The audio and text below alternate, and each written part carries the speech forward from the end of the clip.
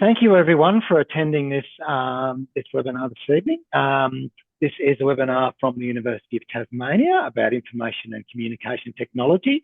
My name's Dougal, I'm from the Future Students team and I'll be hosting the webinar this evening. Firstly, I would just like to acknowledge the Palawa people of Lutruwita and the Gadigal people of Sydney, the traditional owners and custodians of the land on which we work and live. We pay respects to elders past and present as acknowledged holders and sharers. We honour their strong culture and knowledge as vital to the self-determination, well-being and strength of the community. We stand for a future that profoundly respects and acknowledges Aboriginal perspectives, culture, language and history. Thank you so much for attending. Today we're going to cover why you might like to study ICT, that's Information and Communication Technology at the University of Tasmania. What the study options are, what their student experience is like. I'll be going over some fees, scholarships and how to apply, a little bit of information on accommodation and student support, and there will be a question and answer section at the end. So you can ask questions throughout the presentation and we'll try and answer what questions we can as we go. But there will be time at the end, as I say. There is a Q&A button at the bottom of the Zoom. If you just click that, you should be able to type your questions in there. I'd just like to first of all talk about the general experience at the University of Tasmania. We're very proud of our student satisfaction. The first thing, we have an above average student satisfaction, 81% satisfaction with teaching quality and engagement compared to 80% nationally. We have very strong graduate outcomes, 80.5% of full-time employment for undergraduate and 89% for postgraduate. We do have a lot of student support at UTAS. Whether you need academic help, career guidance, or just someone to talk to, we are here and we can support you, with absolutely everything. We also are #1 on the world for climate action, which we are very proud of. So we have campuses across the state and also in Sydney. So we have the campus in Hobart, which was the original campus and the main campus in the south. We have Launceston in the north and Burnie in the northwest, as well as a specialised nursing and paramedicine campus in Sydney. So as I said, Sandy Bay was the first campus, but we have expanded quite a bit now. We have lots of wonderful new facilities and places to study across all the campuses now as well, which is wonderful. Now I'll hand you over to Professor Nicole Herbert, who's the head of School for ICT, and she'll take you through the nitty-gritty of the ICT area. Thank you so much. Thanks, Nicole. Hello, everyone. As Dougal said, I'm Professor Nicole Herbert and I'm the head of school. Thank you so much for coming along today to learn about what we offer. You can see my email address there, but you can also see my LinkedIn address. I provide a connection between students and the local industry. If you want to connect with me to find out information about what's going on in Tasmania, please send me a connect message on LinkedIn. All right, thanks, Dougal.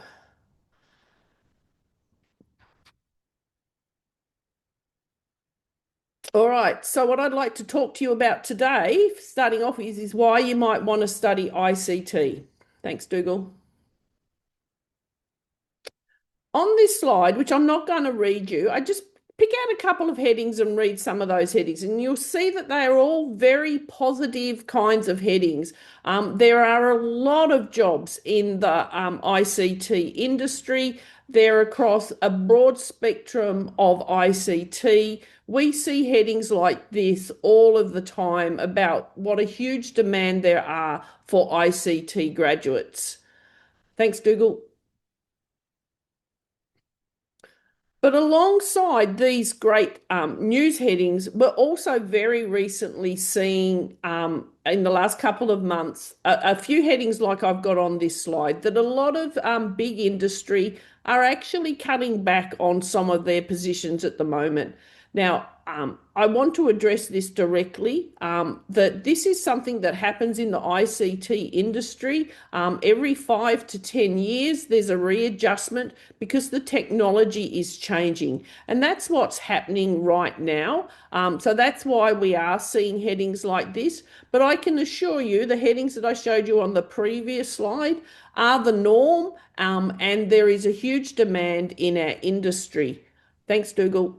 All right, so what we have on this slide are a list of the current in-demand technology careers. There are jobs in all of these fields. What I want you to notice on this slide is that it doesn't just say programmer. A lot of people think the only career in ICT is programmer. Sure, it is one of the career outcomes that are available, but there are a lot more career outcomes, all very fulfilling jobs, all in different areas of ICT. So ICT is a really broad industry. So if it turns out that you're not a great programmer, doesn't matter. Look at all the other career outcomes that are out there, all offering fantastic Australian level salaries. But I think one of the questions you might be asking, thanks, Dougal, is whether or not these career outcomes are actually going to be available in the future. Thanks, Dougal. Yep. And going back to the cautionary tale slide, will the rise in AI mean that there won't be jobs for ICT graduates in the future? We're actually hearing this question quite a lot from parents, wondering whether or not if they let you do IT, are you going to have a job? And I just want to take you through a little bit of a timeline over my lifetime in IT of what's been happening. So thanks, Dougal. In 1981, personal computers became available, and I actually got my own first personal computer way back then in 1981. This totally changed my life and my career. I was, up to that point in time, going to be working in the maths industry. But after I did get my computer, I went to university and I did a Bachelor of Science, majoring in computer science. At that point in time, in the mid-80s, really the only career outcome available to you was a programmer. Thanks, Dougal. Around the time that I graduated in 1990s, that's actually when the internet became available. So when I was studying computing, the computers didn't really talk to each other. If I wanted to print something, I had to put it on a floppy disk and walk it towards a printer. But now in the 1990s, that all stopped and we had the internet available. And then very shortly after that, they invented the World Wide Web. Can you imagine a world without a World Wide Web? I grew up without a World Wide Web. But when that became available, we suddenly had all these new jobs that were suddenly available. We could be those network specialists. We could be a web developer or a web designer. It was amazing how much our industry grew in just those 3 years. Thanks, Dougal. And then over the next 10 years, not only did we get the World Wide Web, but we got Wi-Fi and suddenly we got email and browsing on the go. So no matter where we were, we could take our email with us, our browsing on a browser could go with us wherever we wanted to go. And so again, a whole new set of jobs and career outcomes became available because suddenly people wanted to do their computing wherever they were. Thanks, Dougal.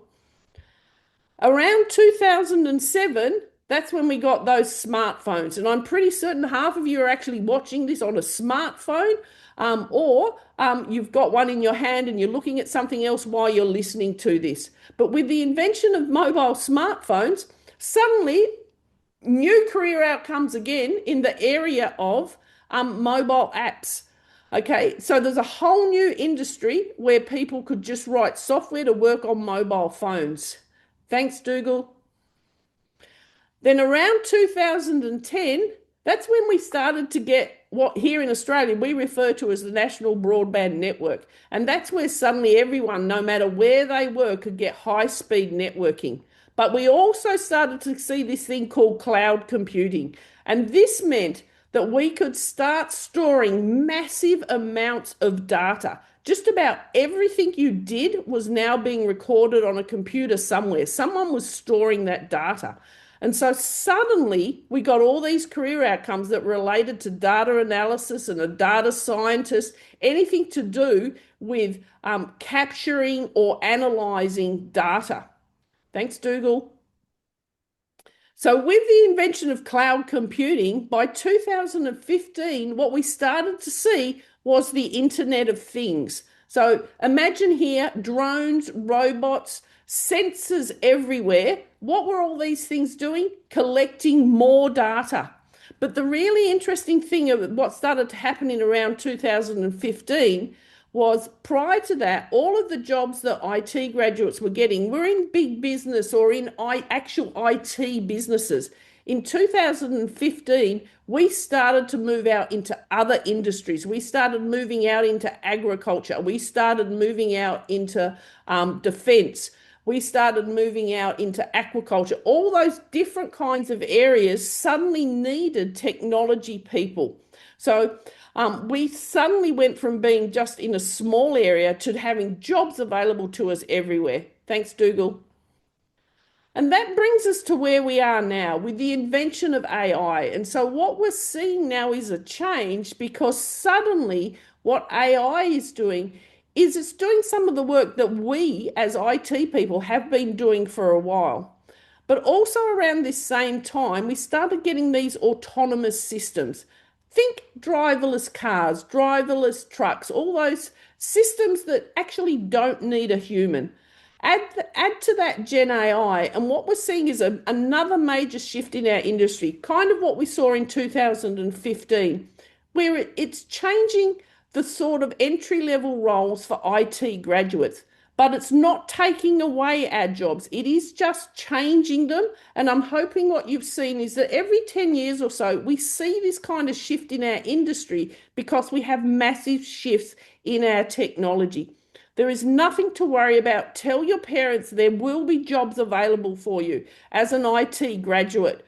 They'll be very interesting and exciting jobs. Thanks, Dougal. So that brings us directly to what I'm here to talk to you about today, which is our School of Information Communication Technology, the School of ICT. We are quite a big school when it comes to ICT. We've got 23 academic staff. Many of us have teaching awards, so you're going to come here and you're going to get that great education. We guarantee that you will be job ready when you graduate. We give you up-to-date stuff, but you don't just have to take my word for it. Our ICT courses are accredited by the Australian Computer Society. What that means is we've had other people come in and closely examine what we do here, talk to our graduates, talk to our students, talk to our local industry, and they've left there and said, you are providing a professional level education. Your graduates are qualified to work in the industry. Thanks, Dougal. So now what I want to talk to you about are our study options. And the main one that I want to talk to you about today is our Bachelor of Information and Communication Technology. The key thing to know about this, it's a bachelor's level course, so it lasts for 3 years if you're studying full time. If you do have some previous education, we do offer advanced standing of up to a year for either a previous bachelor's or maybe you've done a diploma. We do require that you have done previous education to at least the equivalent of year 12 in Australia, but it's the equivalent of that if you're an international student. We do have English level standards that we need, which are mentioned there, but if you don't have those, we do have an English assistance package available for you as well.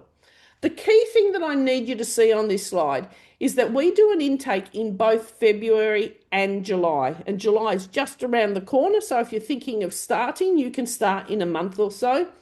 The key thing there is that about 54% of our students start in February and about 46% of our students start in July. Our course works no matter which semester you start in. There's no disadvantage. You do exactly the same subjects as everybody else. And you'll know that you'll have a decent number of students starting in semester 2 as there are starting in semester 1. Thanks, Dougal. Now, remember how I said it's a 3-year course? The course also has about 3 major components. So I'm going to take a couple of minutes just to explain these so that you understand them. Firstly, we have the core. These are core subjects that every student doing the Bachelor of ICT must study. They cover your fundamental programming skills, web development skills, networking, cybersecurity, your software design, and ethics. All things that no matter what career you want in the IT industry, you need to know about. So everybody does that, and that's exactly 1/3 of our course. Then you have this choice. And what you do is you choose a major. Now, we have 5 majors for you to choose from. That's quite a large number of majors by any standard. So we offer artificial intelligence, application and web development, which is your standard software development, networks and cybersecurity, games and creative technology, and the one that we've just introduced is the Internet of Things. Now, I'm going to talk more about each of those majors in a minute, but as you can see from this slide, some of those majors are available in Hobart, some in Launceston, and some we have available online, depending on what study means you would like to join us with. What you will notice is that all those majors do have that capstone project within them, and I will talk about that in a bit later, so don't worry, I won't explain that right now. Then the final third of the course is this elective space. Now, this is actually one of the most important spaces within our course because it's the elective space that allows you to make yourself different and differentiate yourself from all the other students that are graduating at the same time as you. So what we find in this elective space, or 1/3 of the course, students might choose to go and study in some other discipline area, such as science, such as a language, such as arts, whatever they're interested in. Or they might use this space to undertake an industry placement or an internship while they're studying, which increases their chances of just walking straight out into a job when they graduate. If you're a domestic student, we find that a lot of students use this space to go and do some learning abroad. Our international students don't need to do that because they've come to us to do learning abroad. But our domestic students, this is your chance to go off and do some study in another country. For example, you might want to go and study some subjects in Japan or the Philippines or Indonesia or even Germany or England. There's so many choices available to you there. The other thing that we find a lot of students do is they use this elective space to undertake a second major. So they do AI in combination with application and web development. This gives them 2 great skill sets for when they want to go and work in industry. Thanks, Dougal. So this is a breakdown of each of the different majors. So you look at the screen and pick the one that most interests you. It might be AI, or it might be a brand new one of Internet of Things. I'm not going to read them all out to you, but what I want you to notice that in each one of those blocks, it says career outcomes. So each one of our majors leads you to a different set of career outcomes. And this is another thing that makes us different to other universities or other private colleges, that all of our graduates are qualified for different sorts of career outcomes depending on what they're actually interested in. And as you can see, there are lots of different career outcomes that you will qualify when you graduate. Thanks, Dougal. This is just a quick slide to let you know that we have a very broad demographic of students that study the BICT here with you. Obviously, we have a lot of students coming from Australia, not just Tasmania, but across Australia. They come and study with us. And then we get a large number of students from a whole range of different countries. Hopefully, you're seeing your country on the screen, but do notice that we do have an other. And there are actually quite a number of countries in that other, as you can see on that tiny little line along the bottom screen. Our demographic is really broad. We welcome everybody here. Tasmania is a very, very welcoming state of different cultures. Thanks, Dougal. All right, now I just briefly want to talk about 2 of our other study options. Now, before I go too far, I want to make sure that you understand these are only available to domestic students. They're not available to our international cohort. But speaking now just to the domestic students, one thing you may not be sure you want to come to university and spend a whole 3 years here for. Maybe you want to do a try before you buy situation. And that's what the undergraduate certificate in ICT professional practice will offer you. It's a 6 months course, but you can do it over 2 years part-time. All you do in that course is 4 subjects taken from our Bachelor of ICT. At the end of it, you'll have an understanding of whether you want to study some more. You might want to use that undergrad cert to do some upskilling alongside the skills you've already got. The critical piece of information about the undergraduate cert is that for domestic students, it is totally free. You can come and see whether those subjects are what you want to do, whether you really want to study in ICT. The other one we have on offer here is the Diploma of ICT Professional Practice. This is a 1-year course or 3 years part-time. This involves 8 units or 8 subjects. The good news is if you've done the undergraduate cert, those 4 subjects that you did there for free will count towards your diploma. So you then just go on and do 4 more subjects and you can also get a diploma. The really excellent news is if you really like ICT when you finish that diploma, you can then move into the bachelor's course and you've only got 2 years left to go. Thanks very much, Dougal. All right, so I've spoken a lot about what you can do with us. Now I'd like to talk to you about why you want to come and study with us. And the main reason you want to come to the University of Tasmania is our student experience that you are going to get here. We have all the traditional university facilities that you would expect to find. We have those large green open spaces. We have the large lecture theatres. We have great computer labs. We have food, we have kitchens, we've got everything that you would want here on our campus, and you can interact with it every single day. Thanks, Dougal. But more than those traditional university facilities, what we provide for you are our great learning spaces. In ICT, we are very hands-on, we are very practical, and we are very collaborative. So you'll see there in the middle, we've got a large lecture theatre. The students are all talking with each other. I'm probably screaming at them to be quiet because I want to talk to them, but they're all having a great time chatting away. Over there on the right, you'll see that we do a lot of group work in our subjects. And over there on the left, we've got some students interacting with our network lab because they're doing either networks or cybersecurity. We've got great facilities to learn in here. Thanks, Dougal. The big thing that makes the University of Tasmania different to any other mainland university in Australia is that we are so close to our local industry. We are a 10-minute walk away from local industry, and throughout your entire course, we provide you with opportunities to interact with that industry. You might want to do an internship while you're studying your course. We have careers days at the end of first semester and second semester. We have guest speakers who will wander into the lecture theatres and talk to you while you are studying.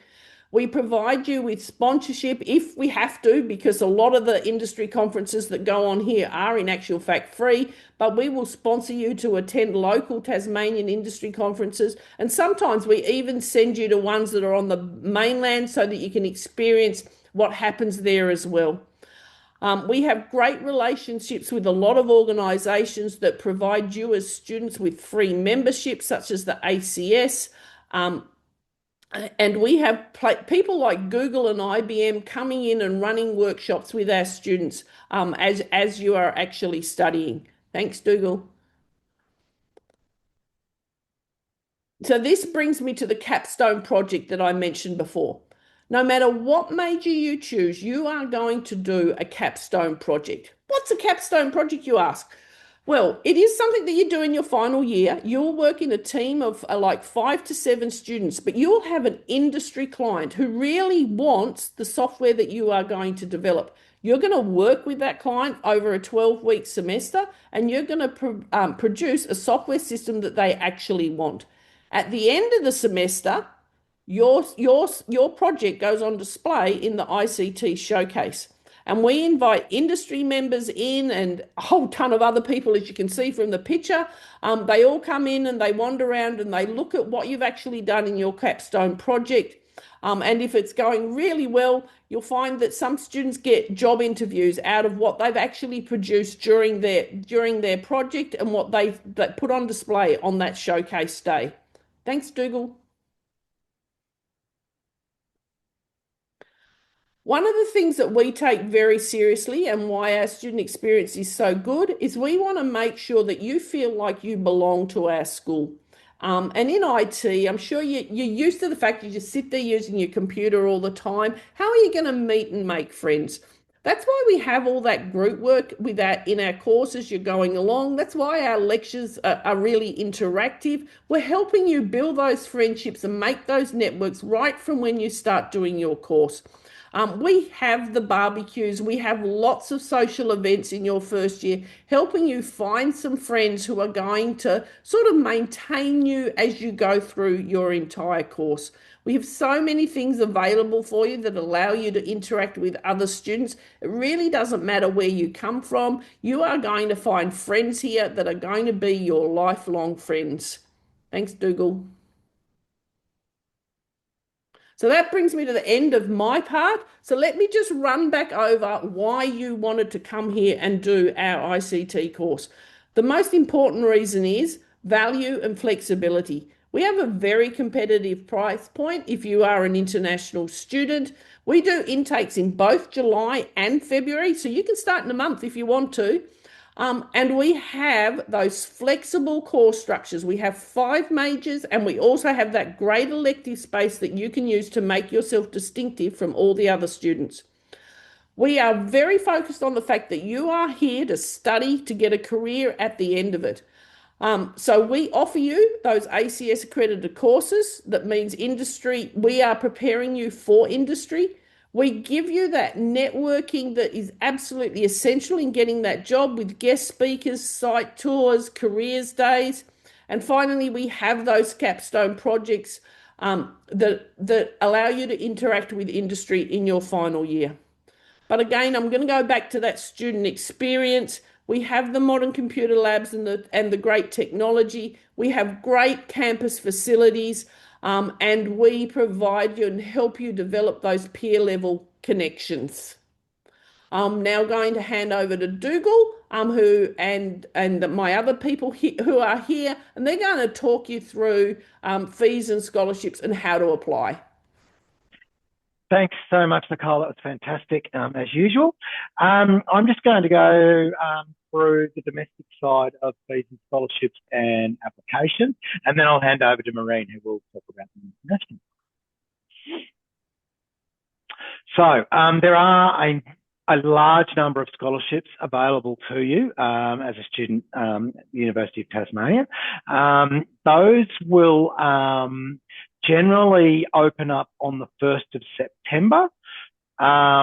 And there's too many to go over here, but there's one that probably every domestic student should apply for, particularly if you live more than 50 kilometres away from the campus that you are attached to, and that is called the Support to Study Scholarship.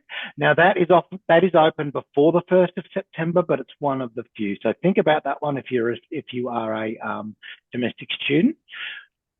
For all the others, as I say, they'll open up on the 1st of September. If you go to the scholarships portal, and you can just go to our, either go straight to our website or just put scholarships and then put UTAS at the end in Google or your search engine of choice, and they should come up. Now, you actually have to apply through the portal. It's separate to your application, but you can apply for as many scholarships as you like. They are stackable, so you can have a number of them at the same time. And we also have a facility where when you go to start your application in the portal, it'll actually ask you to answer 5 questions, and you have a word limit in which to do that. It's something like 250 words, I think. And then once you've done that, most of the scholarships that you can apply for will have a quick apply button. And when you hit that button, it just drops the answers to those 5 questions into your application, which just makes it a lot quicker to apply for a number of scholarships. So apply for scholarships, apply for as many as you can. Fees are charged per unit. They're incurred so by the unit and then by the semester. So if you're a full-time student, you'll be charged for 4 units in a semester. They will be pretty much the same for every unit within your course. So they do vary. If you're doing nursing, your fees are going to be different to if you're going to be doing history. But most of the fees will be the same if you're staying within the ICT space. As I said, they're charged per unit and by semester. As a domestic student, you will be, as long as you are an Australian citizen, you will be eligible for a HEX or help loan. And you don't have to pay that back until you're earning over $67,000 a year. I won't get into the details too much, but it's a great system. Basically, you don't need to worry about your fees so much. Once you go to pay them back, you'll only be paying an extra 1.5% on your tax once you're earning over $67,000 a year. And the Australian Tax Office will sort all that for you. You sort of never even notice that it's going missing. Sorry, I almost forgot to. The ICT scholarships that are listed there, those 3 sort of towards the bottom, they are also available to international students. Sorry, going back to the fees, there's also a student amenities fee, which is payable per semester. It's capped at $351 for full-time students. Now, you can actually fill out another form when you go to enrol that you can put this student amenities fee on your HEX and help loan. So just keep that in mind when you're going to enrol. You can actually put that on your help loan. It's probably not a bad idea. That $351 per semester is probably better off in your pocket as you're a poor student. So just keep that in mind. How do you apply? It's actually very easy. You can just go onto the UTAS website. Unlike some of the other mainland universities, don't go through a central site.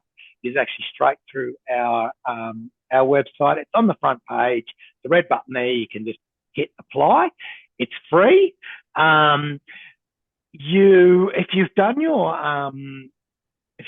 ATAR, if you're getting in through an ATAR process, we just have access to that. It comes up in our system, so you just put your school and everything in, and we get that information. Also, if you're applying to the school's recommendation program, which is very important, that's going to open up on the 25th of June. Now, that's available for any domestic students. It's actually available for international students as well, and I'm sure Maureen talked to that. So what happens then is when you apply, we just tick the box at the end of the application that says, do you want to apply for the early entry offer? There's no point in not ticking that. Sorry, this is for school leavers only, year 12 school leavers, but there's no point in not ticking that if you are in year 12 this year. We'll then send your school a series of questions to rank you on how you're going at school. If your careers advisor, whoever does the ranking, thinks you're ready for university, you'll probably get an offer on the 3rd of September this year if you're in the first round. Keep that in mind. As I say, that's only for year 12 school leavers. So you put your application in, you can apply for up to 5 courses. I'm sure you're going to be putting information and communication technology in there. Maybe you'll put in a certificate, diploma and the Bachelor. And then our admissions team will assess your offer. And if you're successful, you'll get an offer to send with to accept your offer. Then you enrol. So after accepting your offer, you'll have access to the systems. We'll send you your sign-ins and email and all that kind of stuff, and then you can enrol. We also have student advisors who can help you with the enrolment process if you need that help. Once you're a student, once you've signed in and you've got your access to eStudent, you can make an appointment with a student advisor to help you enrol, or you can do it yourself if you wish to. So I'll hand over to Maureen now to talk about the international side of scholarships and applying. Thank you, Dougal. So for international students, we've got some amazing scholarships. The first one, I guess, is the highlight is the Tasmania International Scholarship. So it's a 25% reduction on your entire tuition fee. So the best thing is that the scholarship goes away right from the first semester. So basically, when you're making your first deposit as an international student, the 25% is reduced. So that becomes a little bit easy for the parents as well as the students. This is an academic merit scholarship, so it is based on your last academic grades. So if you're a high school student, so it is based on your secondary schooling or whatever is equivalent to an international standards. If you're currently applying for a postgraduate, so we look at your undergraduate degree. This is automatically assessed, so you don't really need to apply separately or write some personal statement. You don't really need to do all of those things. You just have to put up an application, which I'm just going to explain in the next slide in a bit. And then your application, the international admissions will be assessing that and will be providing you with an offer letter. The second one is an early acceptance scholarship. So of course, with the name, you understand that's an early bird kind of a scholarship. So you need to apply early, firstly, and as well as accept the offer within the deadline. So I always encourage the students to read the offer letter because there are deadlines mentioned when the early acceptance scholarship would close. It's a 15% scholarship. So if you are eligible to get an offer letter, you automatically get a 15% off. And again, it is going to be for the entire duration. It is available for semester 1 as well as semester 2. There are other range of scholarships as well available. You can just go through the website because things keeps changing in the international world. So you need to come to the website and just have an idea of the available scholarships that are available. I'll let Nicole speak around the post-study work, right? Because that's very, very important. And she'll explain how the placements and the capstone project can work in that. Hi everyone, me again. So this post higher education work visa is really, really important in our ICT industry. So you'll study with us for 3 years. If you study with us in Tasmania, at the end of your course, you can get this post higher education work visa. Now, normally that's just for 2 years, but because you study in Tasmania, you actually get 2 of them. So that means that once you graduate, you will get a visa that allows you to work here in Tasmania for 4 years. Now, why this is so important in our industry is that in fact, almost all graduates that go into an entry-level position will only be in that position for around 3 years, and then they'll move on to another job. It's just the way the IT industry works.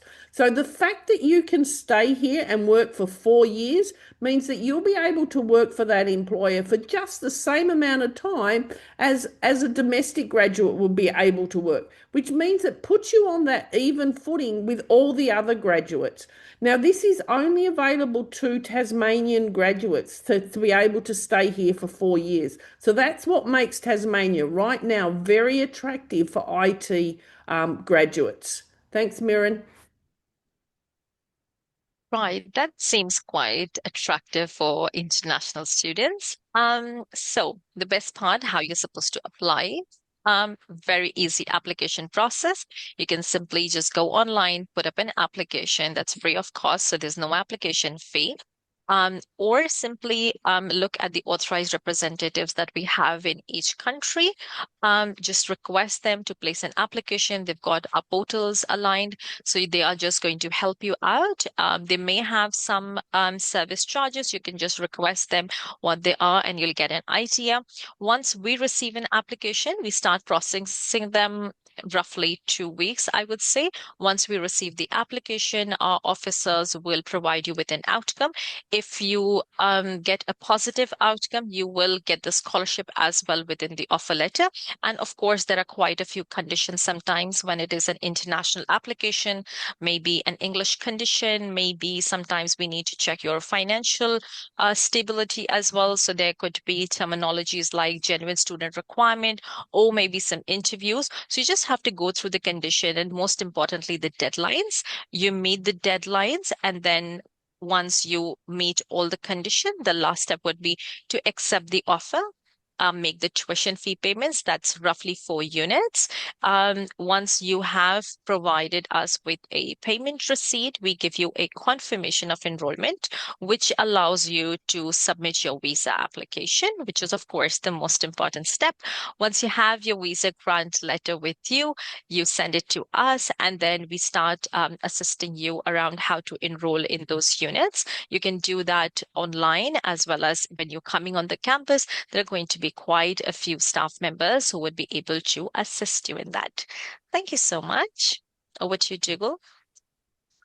Thanks very much, So Marie. of course, you can just come and contact us. Very simple. That's great. There also is a very helpful page on our website. If you just put starting at university into the search bar, there's a web page that comes up, and it has got, because we obviously had to go through that quite quickly, but there is a page there that talks you through everything from applying to enrolling to the whole shebang. So definitely have a look at that if you need a little more time to digest all that.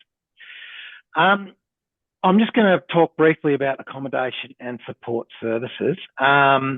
Accommodation is one of the biggest practical considerations for many students, especially if you're thinking about moving for uni, and it can shape how quickly you feel settled, connected and supported in those first few weeks.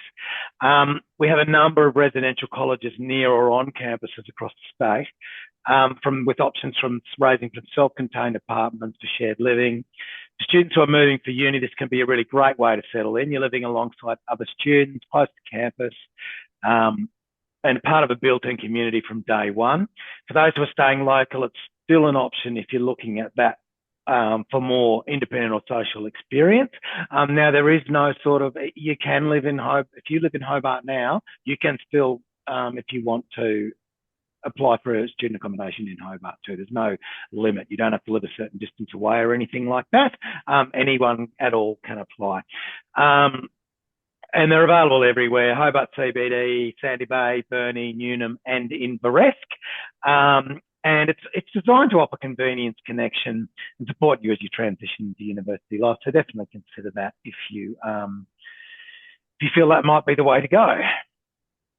A lot of student support available to everyone. I sort of did talk about it earlier. This sort of breaks it down a little bit more. But UTAS is very good at providing support.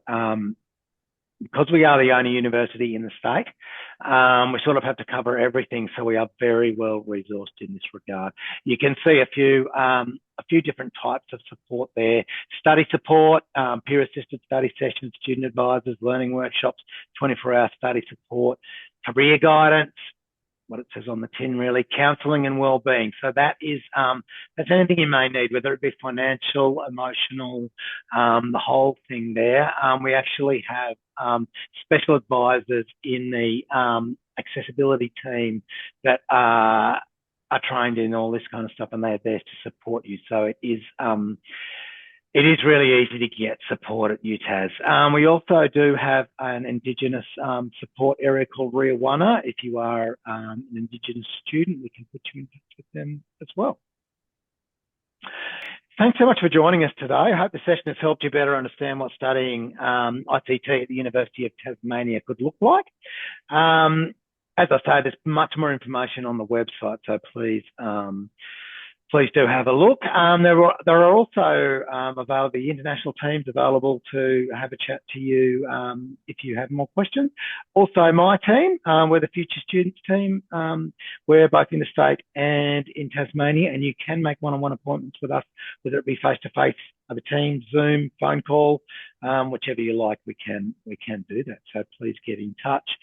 Thank you so much again for being here. Thank you, Nicole. Thank you, everyone else. Really appreciate it.